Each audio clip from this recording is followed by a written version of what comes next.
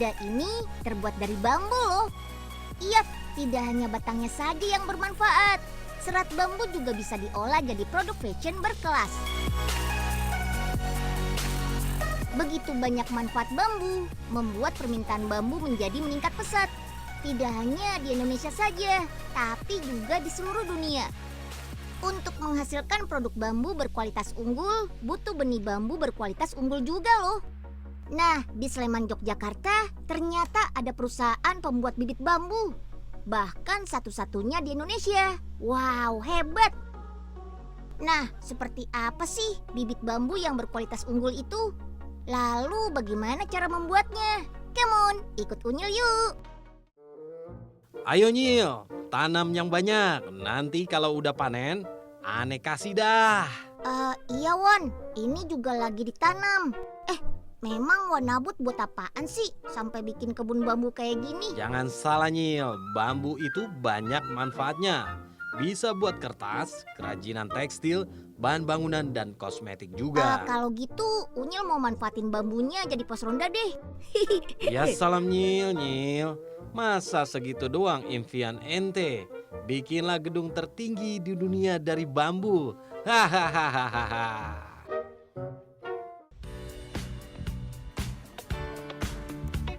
Di ruang inisiasi inilah tersimpan 60 jenis tanaman indukan bambu dari berbagai negara. Seperti Kolombia, Cina, India, dan tentu saja Indonesia. Jenis bambunya yang terbaik di setiap negara. Memilih tanaman indukan bambu terbaik menjadi cara untuk mendapatkan bibit yang unggul.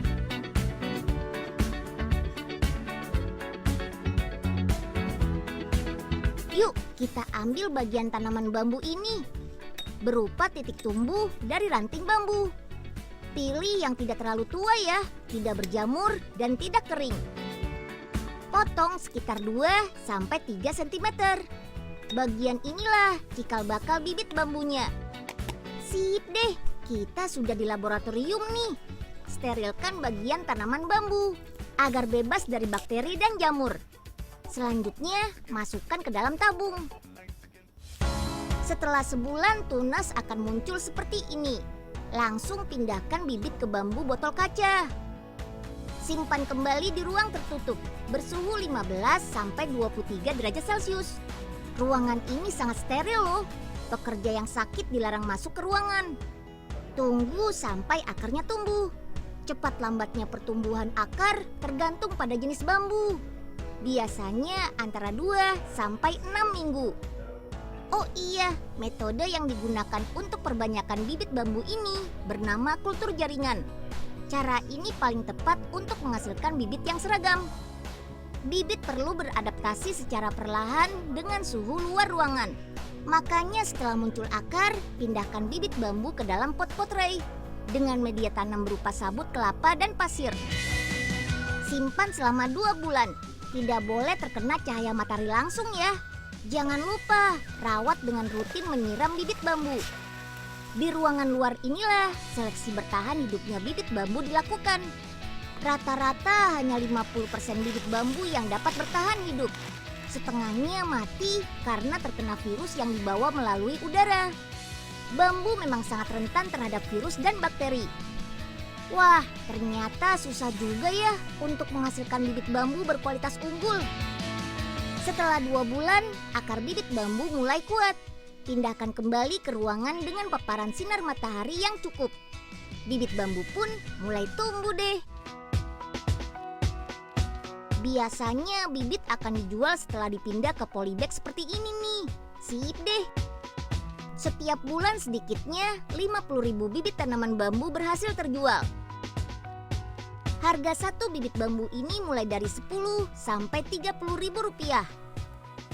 Wow, nilai jualnya tinggi juga ya. Sangat sebanding dengan tahapan perbanyakan bibit yang dilalui. Mantap! Tanaman bambu sangat cepat pertumbuhannya, berbeda sekali dengan pohon bahan baku kayu. Makanya bambu menjadi pilihan tepat pengganti kayu. Seperti bambu petung asli Indonesia ini, berukuran besar, kuat dan tebal seperti kayu. Sangat cocok nih untuk konstruksi bangunan. Di beberapa negara, bambu juga diolah jadi produk kebutuhan sehari-hari loh. Sayangnya pembeli terbanyak bibit bambu ini berasal dari luar negeri. Wah, harusnya lebih banyak pembeli lokal Indonesia nih, agar semakin banyak bambu asal Indonesia yang berkualitas unggul. Permintaan bambu dari seluruh dunia juga bisa terpenuhi dari Indonesia deh. Mantap! Nah, ini dia bambu. Lumayan kan, bisa dipakai buat bangun pos ronda RT sebelah. Tahu gak? Stop. Aduh, itu kan punya Wan Abut. Nanti ketahuan bisa dikejar ontanya Wan Abut loh, Pak. Ya, Den, dia kan punya banyak kebun. Segini doang sih, nggak kelihatan. Aduh, kok badan Pak Oga pada gatal ya? Wah, Pak Oga kena bulu halus bambu tuh, makanya gatal-gatal. Ditambah Den, lagi gimana nggak pakai ini? izin. Gatal bener nih, Den. Ya udah, mendingan pulang dulu aja, Pak. Mandi. Gatal. Bambunya jangan lupa dibalikin ya, Pak. Iya, Den. Aduh, badan Pak Oga gatal semua. Aduh.